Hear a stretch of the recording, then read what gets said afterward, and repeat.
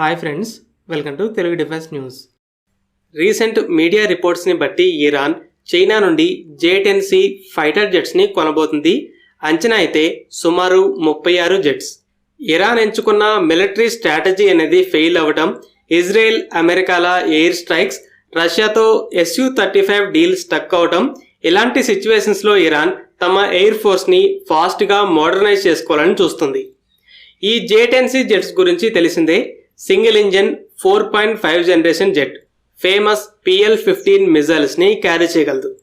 పాకిస్తాన్ దగ్గర 25 to 36 jets ఉన్నాయి. Operation సింధూర్లో చైనా ఈ జెట్ PL-15 మిజైల్తో రఫాల్స్ని డౌన్ చేసింది అని క్లెయిమ్ చేసి మార్కెటింగ్ చేసింది. కొన్ని దేశాలు నమ్మాయి. ఈ డీల్ని బట్టి అందులో ఇరాన్ కూడా ఒకటి అని అర్థమవుతుంది. కానీ విధి ఎలా ఉందో చూడండి. ఇజ్రాయెల్ 1980sలో లావీ అనే జెట్ ప్రాజెక్ట్ని మొదలుపెట్టి ఫండింగ్ లేక అమెరికా ప్రెజర్ వల్ల ఆపేసింది. చైనా ఆ డిజైన్ని దొంగలించి ఈ అడ్వాన్స్డ్ కాపీని దింపింది. అది ఇజ్రాయెల్కి అతిపెద్ద శత్రువు అయిన ఇరాన్ చేతికే వెళ్తుంది. ఇప్పటి వరకు ఇరాన్ దగ్గర పేరుకే ఎయిర్ ఫోర్స్ ఉంది. ఇందులో ఒకప్పుడు అమెరికా నుండి కొన్న F-4, F-14 లాంటి జెట్స్ ఉన్నాయి.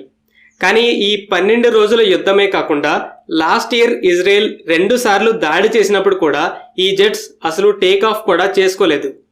ఇజ్రాయెల్ మిలిటరీ స్ట్రాటజీ అనేది ఎలా ఉంటుందంటే, దాడి చేయడానికి టార్గెట్ ఎంతో దూరంలో ఉన్నా సరే ఫైటర్ జెట్స్నే ఎంచుకుంటుంది.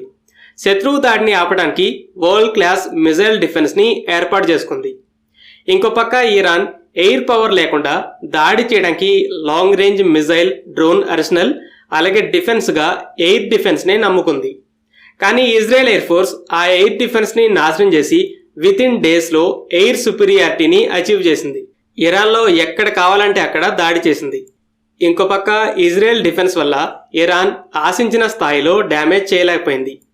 దానికి తోడు ఎయిర్ సుపీరియారిటీని గెయిన్ చేశాక Israel Iranian missile launchers, storage facilities మీద దాడి చేసి ఇరాన్ డైలీ మిజైల్ కౌంట్ని 30 లోపుకి కూడా తీసుకెళ్లింది.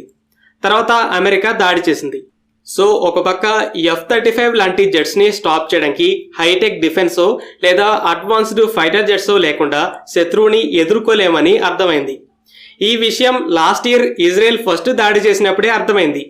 అందుకే అప్పుడు Su-35 జెట్స్ని ఆర్డర్ చేయబోతుందని అమెరికన్ ఇంటెలిజెన్స్ చెప్పింది. తర్వాత ఈ ఇయర్ జనవరిలో ఇరానే అఫీషియల్గా కన్ఫర్మ్ చేసింది. కానీ ఒక్క జెట్ అయినా డెలివరీ అయిందని కన్ఫర్మేషన్ లేదు. మామూలుగానే జెట్స్ని ఆర్డర్ చేశాక 2 to 3 years టైం పడుతుంది.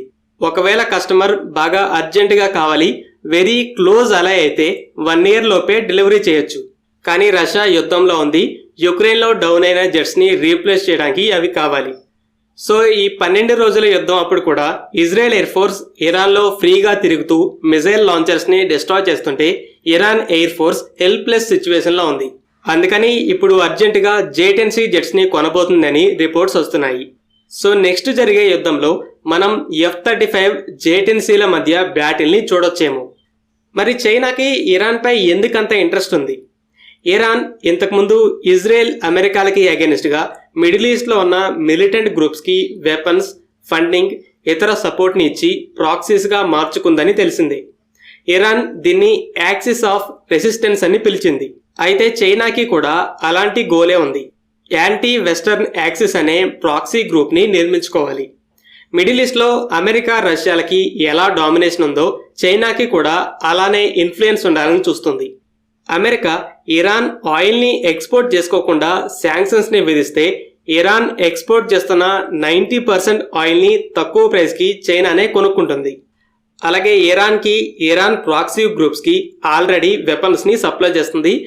ఇరాన్లో సైలెంట్ హంటర్ అనే ఒక 30 kilowatts లేజర్ డిఫెన్స్ సిస్టమ్, అలాగే కోస్టల్ యాంటీషిప్ క్రూజ్ మిసైల్స్ ఉన్నాయి.